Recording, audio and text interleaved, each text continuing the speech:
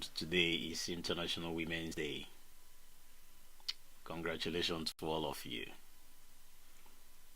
Every woman in the world deserves respect. I've been fighting for you. I've been making sure that everything a woman deserves, she gets. So congratulations once again. Today is International Women's Day, and the Accent Network says congratulations. Congratulations. Keep on doing the good work. Keep on fighting. Keep on making sure that the world is habitable, that the world is a better place. Thank you for everything. Thank you for the good works you do. Thank you for everything. I don't know how to thank you enough, because women around the world are the best. They will continue to be the best. Congratulations once again for everything you've been doing to make the world a better place to live in. All right. The topic for today is the haves and the have not. The politics of the haves and the have not.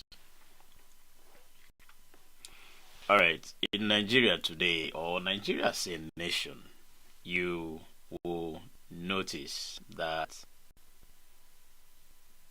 Nigeria is blessed with immense human and natural resources, from oil to agriculture, from culture to intellectual capital. The country possesses everything required to build a prosperous and dignified society. But you ask yourself, why are people still suffering? I am not saying that everybody will be rich or that everybody will be poor, but at least we should have middle class. We should have things, a whole lot of things working for us as a nation. It's not a crime if we have constant power supply. It's not a crime if we have good roads.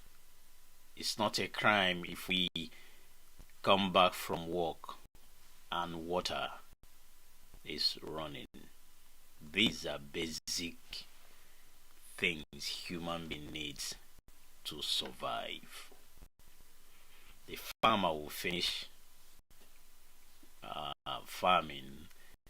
There is no road for him to transport his goods to where it will be sold. So he will be forced to sell the whole thing locally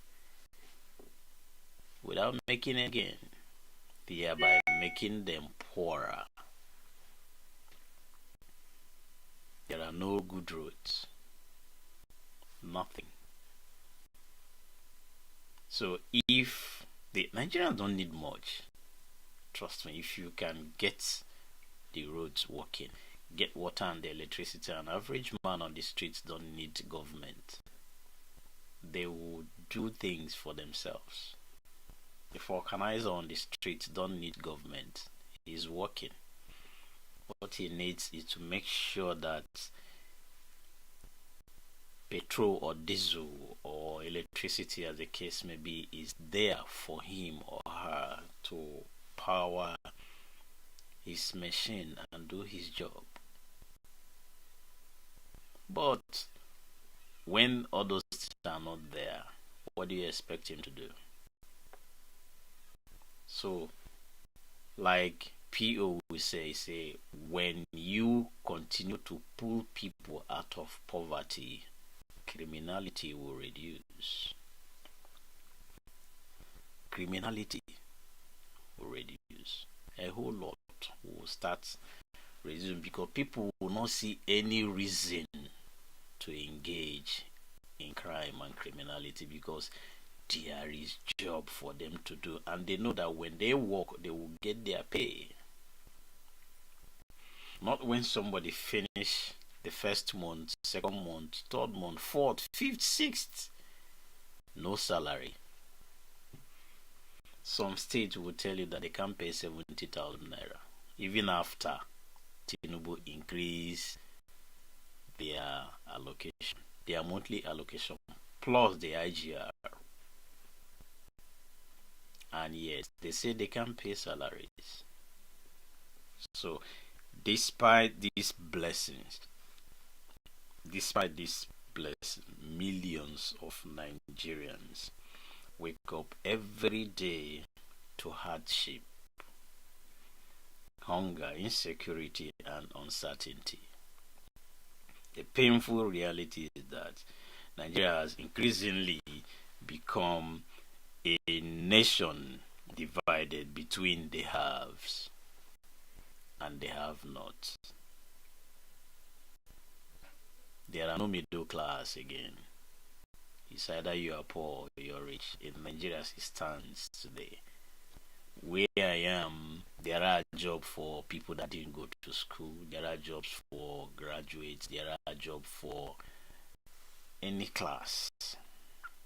Older people, younger people.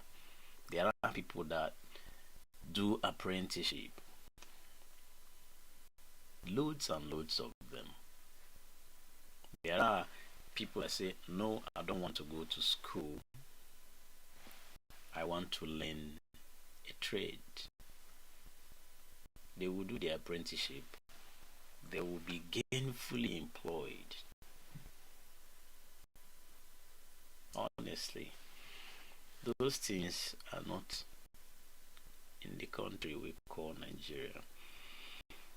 Honestly, you see people doing a whole manner of things to survive because they don't really know exactly what to do, and government is not helping. Government is not helping them to survive because it's the survival of the fittest. So you see them, the only option they have is crime and criminality. That's the only way to survive. To them, that's the only way they can survive. And you've shown them that that's the only way to survive anyways, because what you did in 2023 was magic. So Nigerians are saying, oh, okay, if the president can do this and go scot-free, who am I?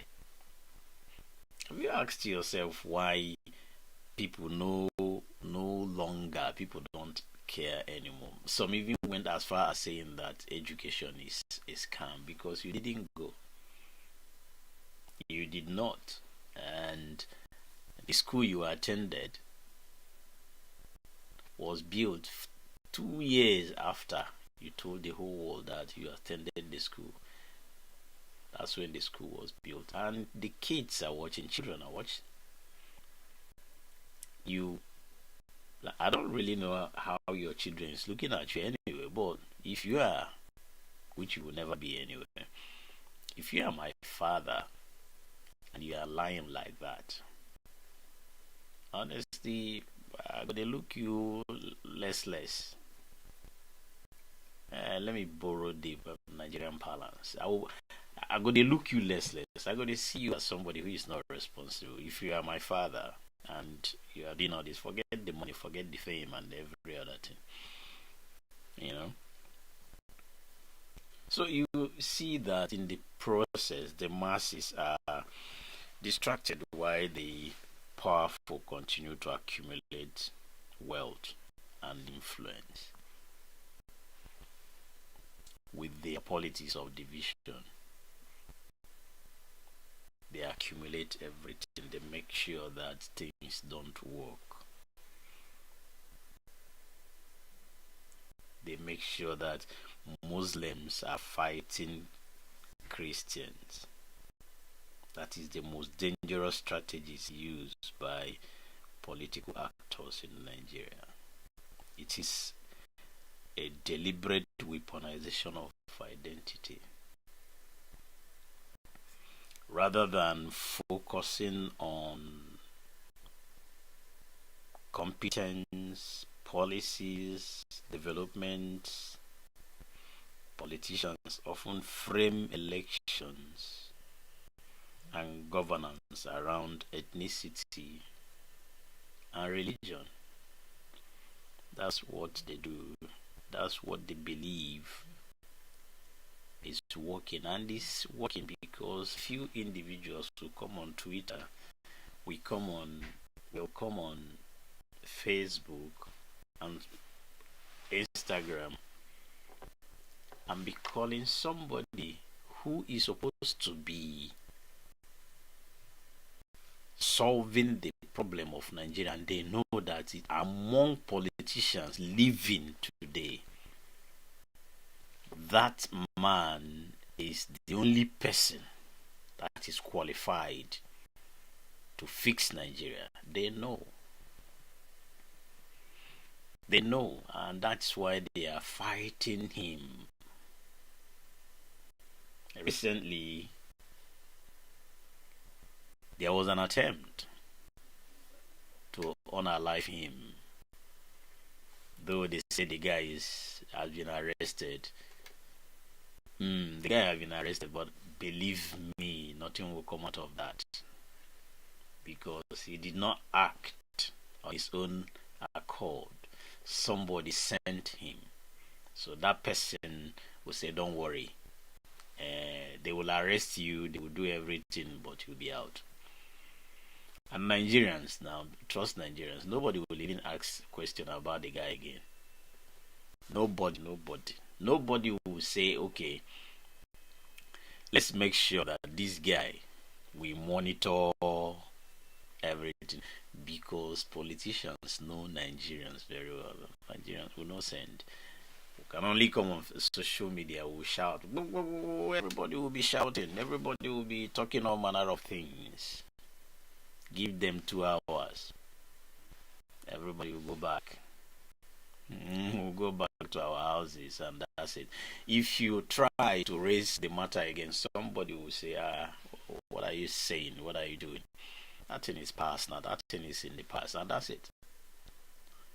Trust me, you become a noisemaker when you try to raise matter like that. Somebody will tell you, "Oh boy, you are disturbing everybody. That matter don't die now. So why are you wasting your time on dead case?" It becomes a dead case, and you will be a nuisance or noisemaker. That is where Nigeria is. The country is repeatedly pushed into unnecessary rivalries. Muslims versus Christians, Hausas versus Yoruba, Yoruba versus Igbos. They destroy their businesses, they burn their houses, their offices, their shops, and all that, all in the name of politics. You are fighting for somebody who doesn't know if you are living or dead. If that thing you are doing is the right thing, do you think you'll be there? The answer is no. He will put his children there. As you can see, the son of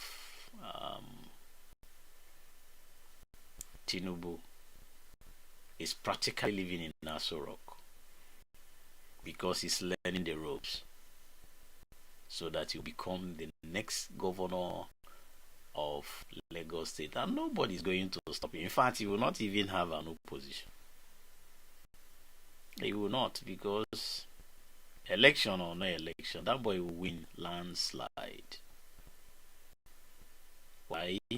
Because his father is there. Both INEC, judiciary, and is in his pocket. One of the judges, a good friend of mine, came to this very place and decided to visit me, stayed here for some days when they were on holidays. And one of those days we were discussing about Nigeria, and he told me things that tingled ears. He said, my boy. Say, listen, let me tell you one thing. It's not because the judges don't want to do the right thing, but the judges are at the crossroad.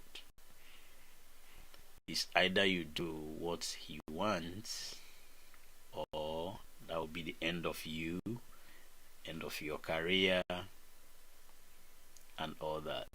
I say, which means you guys are corrupt. Because what he is using is 48 laws of power, is to dig debts about anybody you want to use. So if he finds something about anybody, he goes for you, and when you say no, he will show you your record, and you don't have any option than to play along. But if you don't have any debts, if your records are clean like Peter Obi, he cannot hunt you. So, Baba, what it means is that he have the record of almost all of you who are dirty. And he started laughing. You guys are dirty. That's why he's doing what he's doing. And he's succeeding. Because the guy have the records of everybody. Everybody he interacted with. From when he was in US to when he became governor to when he started this thing. He told everybody that it is my turn. He committed every one of you, and he started with his propaganda tool. His propaganda tools are his TV station, his radio station, and his newspaper station. These three things, even before the advent of social media, before the advent of all these Twitter and all the rest of them, this guy had these three things, and they are propaganda tools, whether anybody wants it or likes it or not, and he's using them very well. Because all journalists I know are working for him now. These guys were, yes, I use the word where, they were reputable journalists. Reputable. These guys were top notch in their early days until they met Tinubu and they started wobbling. They started saying all manner of things, and you know that Tinubu has happened to them. It's another topic that is coming after this one. So when Tinubu happens to you, honestly, you start misbehaving. You start doing things contrary to the norm. That's when Tinubu happens to you. It's one of my songs I wrote about when Nigeria happened to you. Anyway, so you will notice that the goal is very simple. They use propaganda, they use manipulation to achieve their goal. They keep people fighting amongst themselves, so they never question the failures of those in power. You see people fighting, you see people doing no manner of things. That's why when you come to this social media we are today, you will be hearing somebody saying that Tinubu is the best thing that happened to Nigeria. Okay. If Tinubu is the best thing that happened to Nigeria, why is he bribing the city boys? What is the sense of that? if he is the best thing that happened to Nigeria, why do we have killings in the north? The other day I saw people running away from their villages. Villages, not village. Villages in Bauchi. People escaping. They don't care about their properties. All they had was their clothes and their life. You see them running, and Boko Haram chasing them, shooting them. Till today, the presidency has not made any statement. Not one. The president has not made any statement. In fact, it's none of his business. It's none of his business. And yet you are telling me that people are being unalived every day, and somebody somewhere is telling me that he is the best thing that happened to Nigeria. How did that happen? Where did you get that narrative, if not propaganda? If not propaganda. Poverty does not ask whether you are Yoruba or Igbo. Poverty does not ask your ethnic background. Poverty does not ask your religious background. It doesn't ask if you are a Christian or a Muslim, you are a Shiite or whatever. No, poverty don't ask. Poverty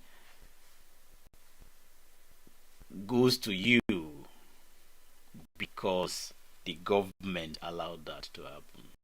Poverty doesn't discriminate. No, poverty doesn't discriminate. If you like, talk from now till next year. Poverty doesn't discriminate. So Nigerians need to wake up to this reality. So insecurity does not choose who to hunt today. You're a victim, whether you are Hausa, Igbo or Yoruba. Kidnappers don't ask whether you are Igbo, Hausa or Yoruba before they kidnap you. They don't. So it would be funny if you say, I'm an Igbo, I'm a Yoruba, I'm an Hausa man, Ibibi or whatever, I am exempted. No, you are not. You are not. Now let's look at the rise of the political elites. This is one of the problems we are having as far as this country is concerned. A very serious issue. Very, very serious. And sometimes when I talk about the rise of the political elites, some people are like, what do you really mean? The political elites have been there. Yes, they have been there. But those ones we knew, they know that power belongs to the people. The ones we have now, to them, power belongs to them, not you.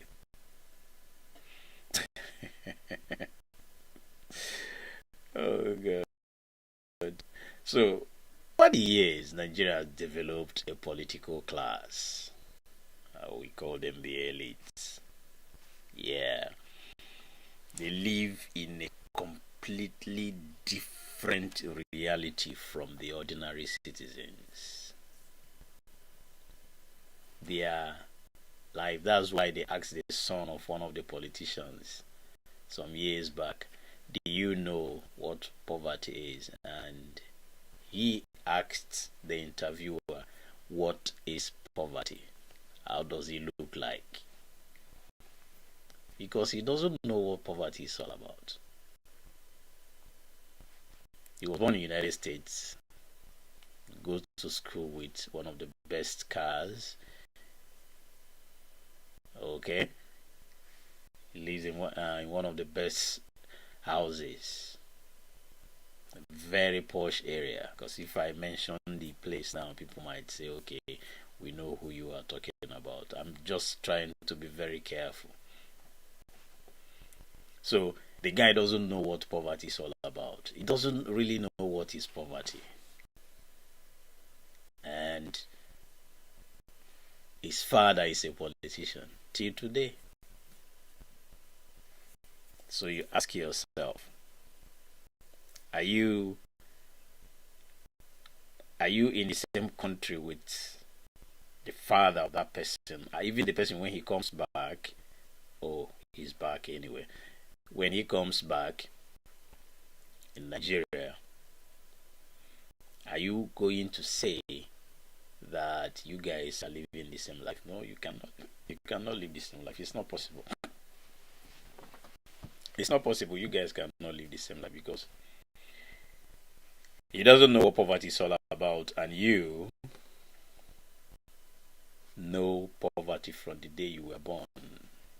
In fact, your own is hereditary because from your grandfather to your father and to you, it's like that. To him, he doesn't know what poverty is all about because his father made way for him.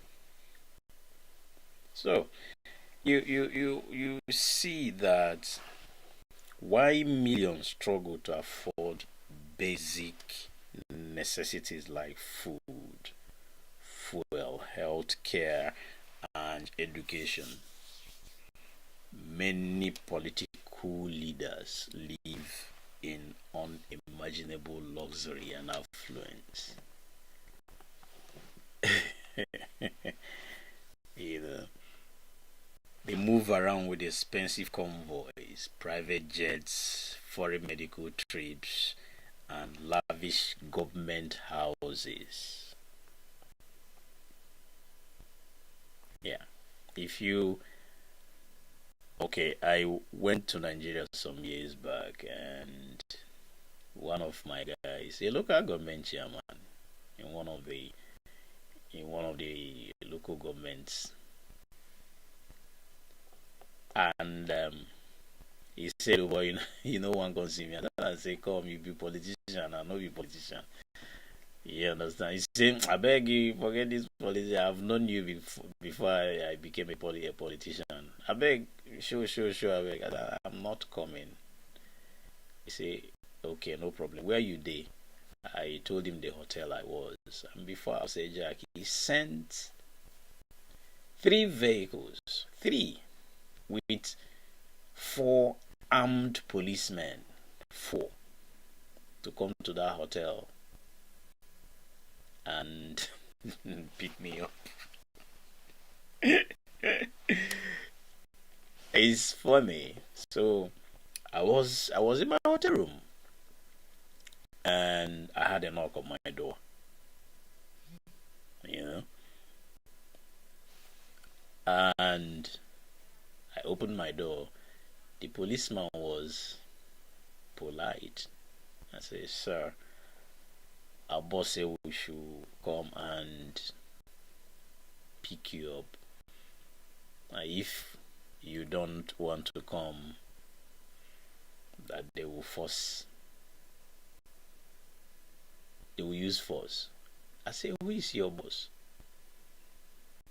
Say, "When you get to the police station, you will know." So when he mentioned police station, I was like, "Okay, did I commit any crime?" It's okay. Hold on, let me get dressed. I got dressed, and I followed them. You know, I followed. I wanted to make a call. They say no, I should not make any call. So they made it to be real. I was like, "Okay, I can't make a call. Um, what exactly did I do?" But one thing was, going back and forth in my mind. I said, okay, if I committed any crime, why wasn't I handcuffed or all that and all that one? I said, well, whatever, let's go. So I asked them the police station they are taking me to so that I can. They say they are not telling me anything. So when I get there, they will, that I will see everything for myself. I said, okay. I was calm. So they drove me to the place.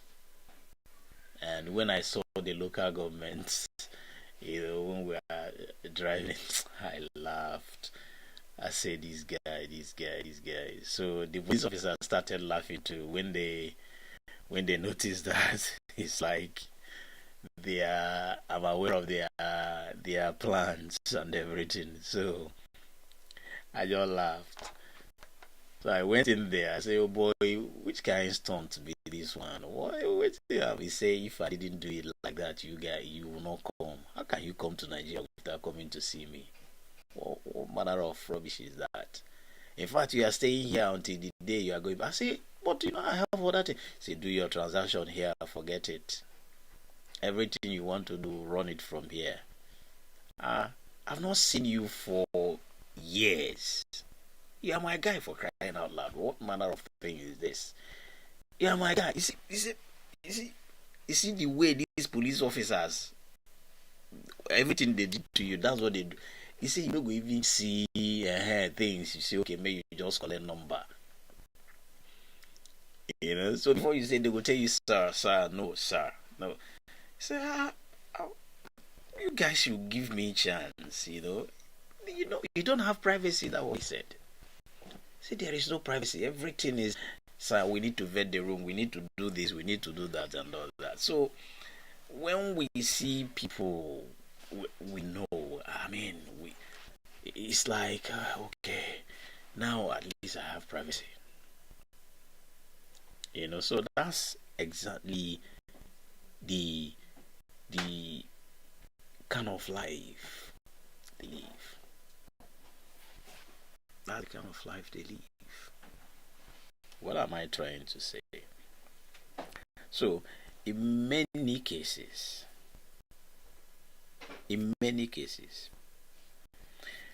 political leaders behave as if the country belongs to them alone.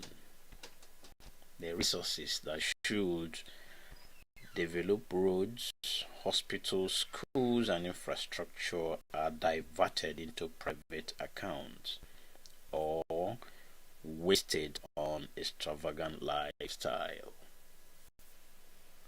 I just told you a story. So ask yourself, to do or to pull up that stunt, you know exactly what happened. You understand what I mean now?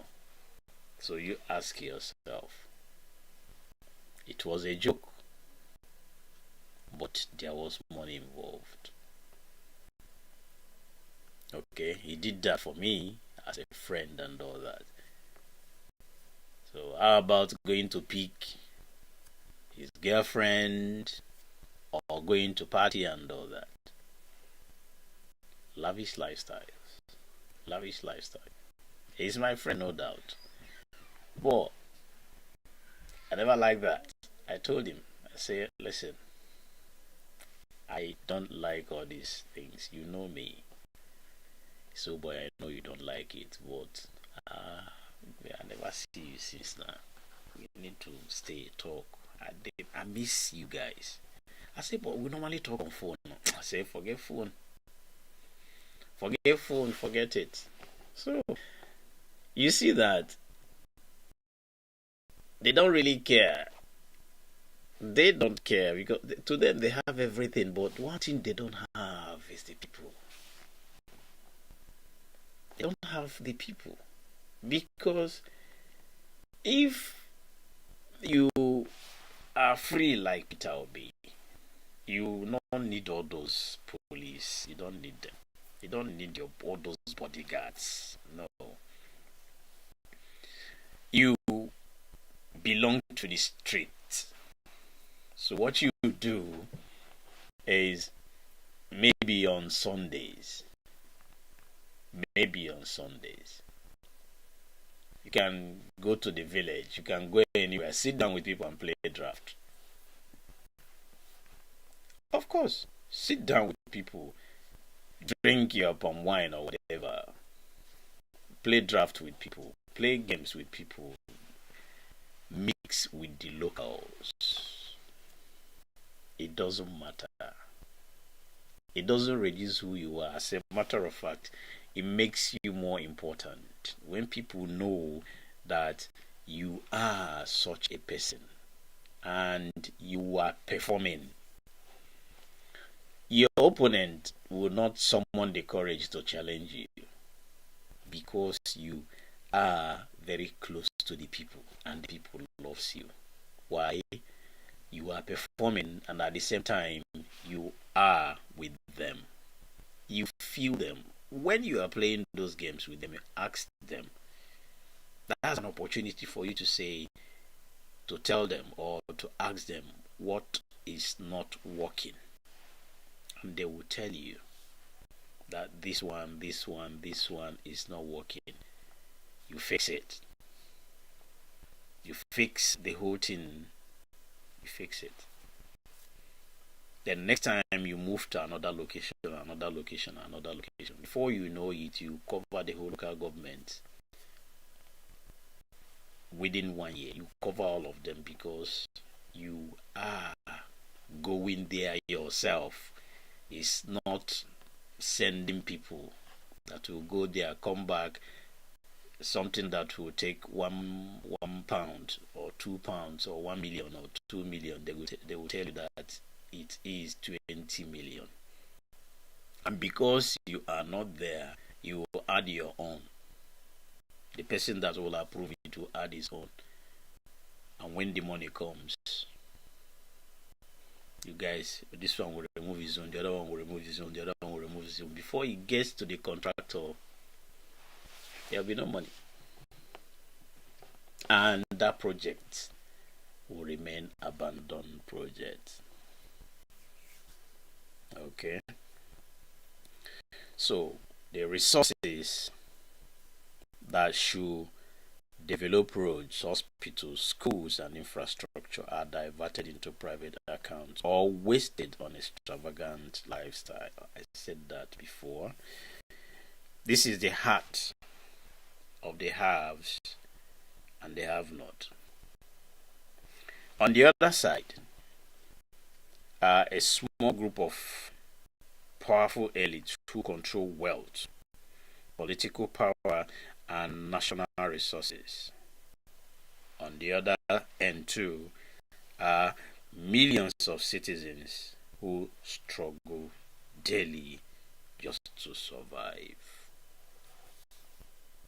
Now, you have these leaders that don't show compassion, that don't really have your time. It's none of their business. They don't care. You look at them, you ask yourself, what is leadership all about? Leadership is not simply about occupying an office. That is not what leadership is all about. True leadership is about responsibility, empathy, and service to the people. A leader must understand the struggles of those he governs and work tirelessly to improve their lives. That's one definition about leaders. Unfortunately, many Nigerians feel abandoned by those who claim to represent them. While citizens cry under the weight of inflation, unemployment, and insecurity, the ruling class often appears disconnected from the suffering of the masses. That is what is going on today. That is what is going on. That is what I tell people. See people doing a whole lot of things. A whole lot of things just to make sure that they don't improve the lives of people. Isn't that funny? Isn't that funny? Many Nigerians feel abandoned. They feel abandoned. They believe that these guys are not really there to solve our problem. They are there to do their own bidding, and whether we are surviving or not, it's not their. In fact, they are not there for you. It's none of their business. So why citizens are crying under the weight of inflation, unemployment, insecurity, the ruling class often appears disconnected. It's none of their business. So the suffering of the masses doesn't make sense to them. It doesn't. If you go to the market to buy anything, it's very, very expensive. Jobs are scarce. Families struggle to send their children to school. Young people who graduated, young graduates, they are there without opportunities, no jobs. Farmers face insecurity on their land. All these things happen on daily basis. That's what farmers face at their backyard. And on daily basis. Yet many leaders continue to act as though these problems are distant statistics rather than the lived reality of millions. They know that these things are happening. Remember what I said when I started. This guy know that things are happening. People were chased out of their community, out of their villages. Till now, the president of a country have not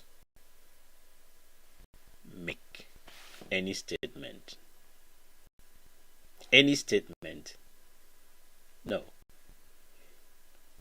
He will now send his spokesperson and they will be insulting everybody. Everybody that talks against the government,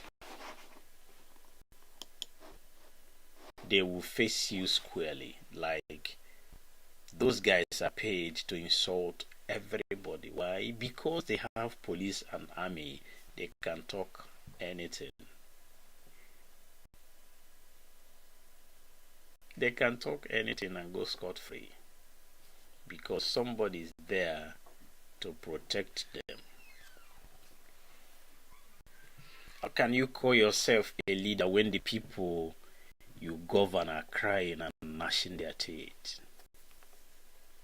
How can leadership claim success while ordinary citizens sink deeper into poverty?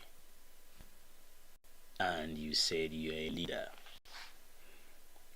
You call yourself a leader while people are dying, while people cannot have one meal in 24 hours, one good meal in 24 hours. How can you say that? Leadership without compassion is not leadership at all. It is simply power without responsibility. You cannot tell me that you're a leader when you don't have compassion, when you when you don't know what people are going through. Nigeria officially practices democracy. It is an illusion. I'm telling you, it is an illusion of democracy is an illusion in Nigeria. But we assume we are practicing democracy. The citizens increasingly question whether the system truly reflects the will of the people. You saw that in 2023 election. You saw that in Amarke election. The people that won the election were rigged out. And they would tell them to go to court. When you go to court, the judges will eventually tell you that you did not win any election. So that's why many people don't care going to court, because it will be waste of time and process. I salute Dino Melaye. I salute that guy. When people asked him, "Are you going to court?" he said, "Go to court to do what? Go to court to do what?" Because had it been he went to court, that would be waste of time. Because election often comes with accusation of manipulation, voter suppression, intimidation, and political violence. Isn't it? Good. Even when you present your evidence, the court have a written judgment already, because they know, or maybe they anticipated that you go to court. So they have the judgment waiting for you. All they do is to read the judgment for you. You go to appeal court will read the judgment for you. You go to Supreme Court will read the judgment given to them, and that's it. And that is it. So when institutions meant to protect democracy appears compromised, public trust erodes. Citizens begin to feel that their voices do not matter.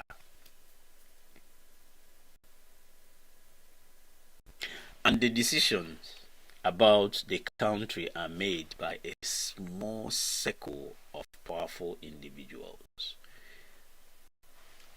I put out this narrative every now and then. I asked people, what can you say about this government? Can you mention one thing this guy has achieved since 2023 till date? And believe me, till now, nobody. People find it difficult to say this is what this man has achieved. He has nothing to offer. And to be frank, he never promised anybody anything, to be frank. I was at Chatham House when he was here. At some point, the moderator asked him, "Okay, you are the one that is supposed to be the president, and you're not answering any questions." He said, "These guys are the ones that will rule with me. El-Rufai, Omahi, and all the rest of them." Today, the whole thing is playing out because he never promised anybody anything. So, in such a climate, in such environment, the divide between the haves and the have-not grows wider.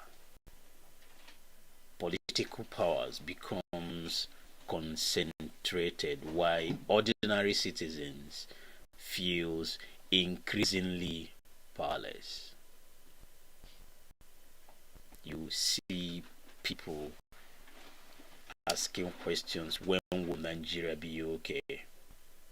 When are we going to reap the benefit of being Nigerians? Because Nigeria have everything. But it comes with a cost.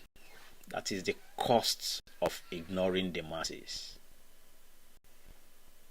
No society can remain stable when inequality becomes extreme. This guy is pushing people to the wall, and one day people bounce back. When people bounce back, honestly, it's not gonna be easy. They are pushing people to the brink. They are pushing people so hard that it is very, very impossible for people to survive. So when a small group controls most of the wealth while the majority struggles to survive, frustration and anger begins to build. History across the world shows that governments that ignores the suffering of their people eventually face serious consequences. Social unrest, economic decline, and political instability.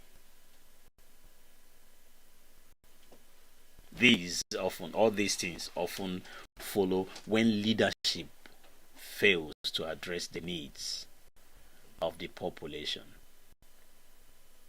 But this government is using 48 laws of power, so he believes it doesn't matter. He believes I have police and army, I have the judiciary in my pocket, I have my propaganda tools, the radio station, the TV station, and the newspaper stations. This will always project me as the right person. And I have people on the ground, my foot soldiers, those in social media space, that are projecting lies and propaganda to people, to the world. Unfortunately for them, it's no longer working because Nigerians are on ground. So Nigerians are seeing everything you are doing and saying, knowing that you are not doing anything.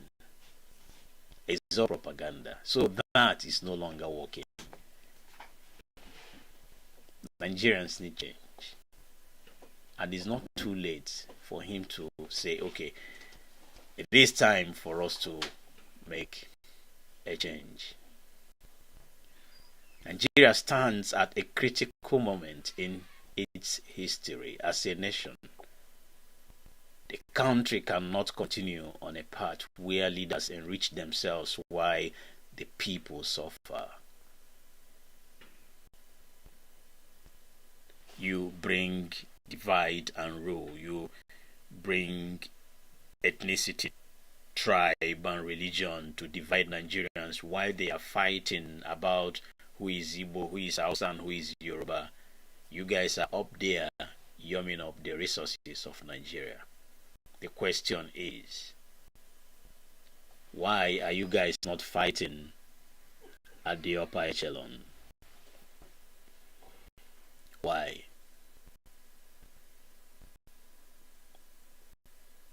If you look around, you will know that the greatest strength of Nigeria lies in its diversity. And these politicians, they are aware of all these things. That's why they are making sure that Nigeria will never, the youths and Nigeria in its totality, will never be united. Because when they are united, they will fight their common enemy. That's those politicians that don't want to perform. So that's why they continue to divide them with ethnicity,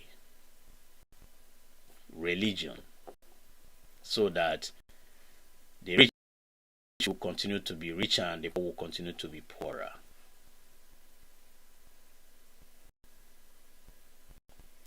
So if the different cultures, languages, and religions should be or can come together, that will be source of strength. Yes, whether you are Igbo, Hausa, Ibibio, Yoruba, wherever you come from, will come together and fight our common enemy, these politicians. They are few.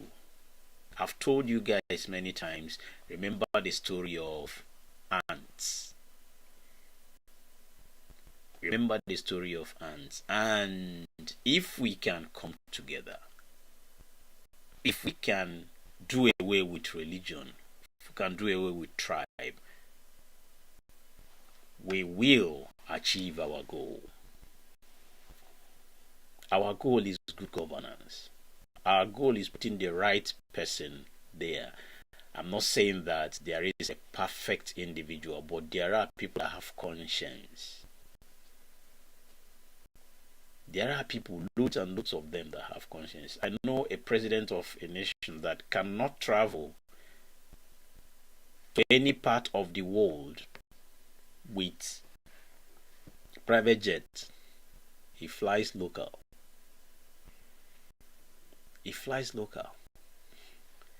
And Peter Obi today cannot fly business class anywhere he's going. He doesn't fly business class because leaders should be accountable. Leaders should be accountable. So the real battle is not between Hausa, Yoruba, Igbo, Bibi, or whatever. It's not between Yoruba and Muslims or Christians. The real issue is between good governance and bad governance. That is the real issue. So the sooner Nigerian citizens understand this, the better for all of us. The sooner Nigerians realize that their common challenge are shared, the sooner they can begin to demand accountability from those in power. When citizens are united around justice, fairness, and development, it becomes harder for politicians to manipulate them with identity politics. It will be very, very difficult. Very difficult. Because you make it very difficult for them to manipulate you guys when you say no to religion, when you say no to tribalism, when you say this is happening because that guy is an Igbo. Tell him, yeah, we know he's an Igbo man, but it's not the problem. You are. He's not a politician. You are. So how come you guys don't quarrel up there at the chambers? Why do you want us to be quarreling down here? Because you want us to believe that my brother who is from the north is my problem. You want me to believe that my brother who is a Yoruba man is my problem. No, they are not. You are. Because we are not politicians. You are. You want me to believe that a Muslim is my problem. No, he is not. No, he is not. You are. So until Nigerians realize the games these guys are playing, we will continue to live like this. We will continue, and that's exactly where they want you to be. You continue to eat the crumbs. It's falling off the table. You cannot even sit at the table because to them you are not meant to be there. So they will come back every 4 years to use you. To use you and dump you. You shouldn't allow this to continue. It is time for you to wake up and say, why am I doing this? Why? Because Nigeria desperately needs leaders who understand that public office is a sacred trust, not a personal business venture. It is not. Leadership should not be about lifting people out of poverty. creating opportunities, protecting lives, and building institution that serves everybody equally. That is what leadership should be. Leadership. It should be about lifting people out of poverty, creating opportunities, job opportunities, creating financial opportunities, good lending processes. People can borrow money and start their own businesses. It's all about protecting lives. I don't need to be afraid traveling any time of the day or night. I don't need to be afraid going to north. I don't need to be afraid going to any states in the north, because I know that lives are being protected. Building institution that serves everyone. Everyone.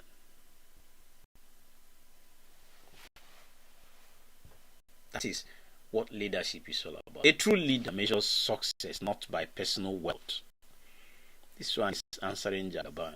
This one is using our money to tell you that his wife started the whole thing. I laughed. I told my guys, I said, these people are jokes. They are a bunch of jokers.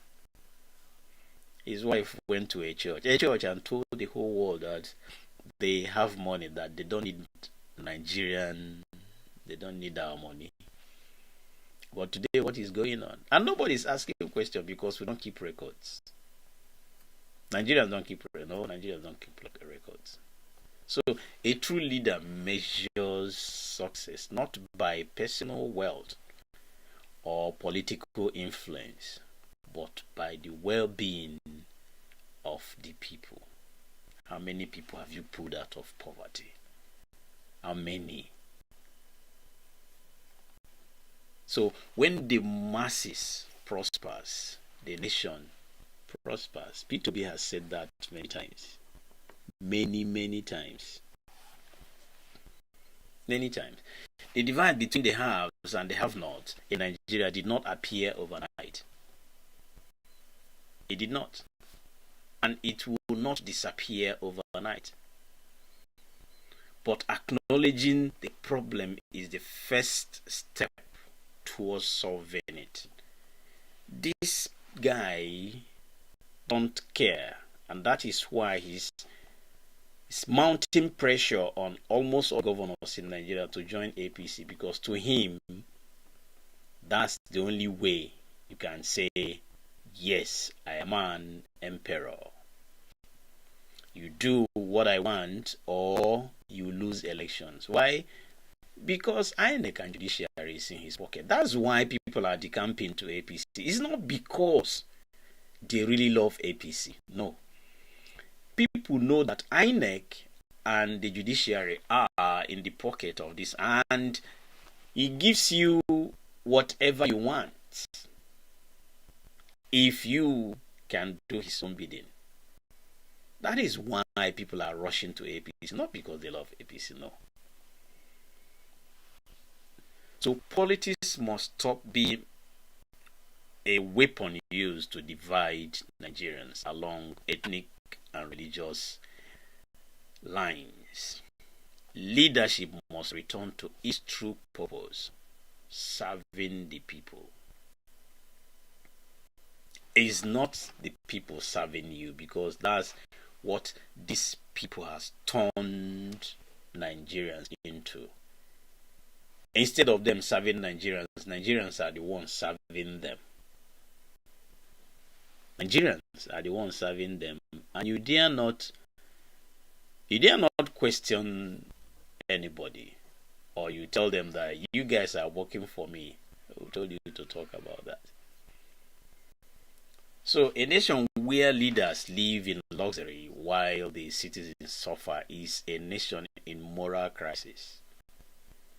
Nigerians deserve better. Nigerians deserve better. The people of Nigeria deserves better, honestly.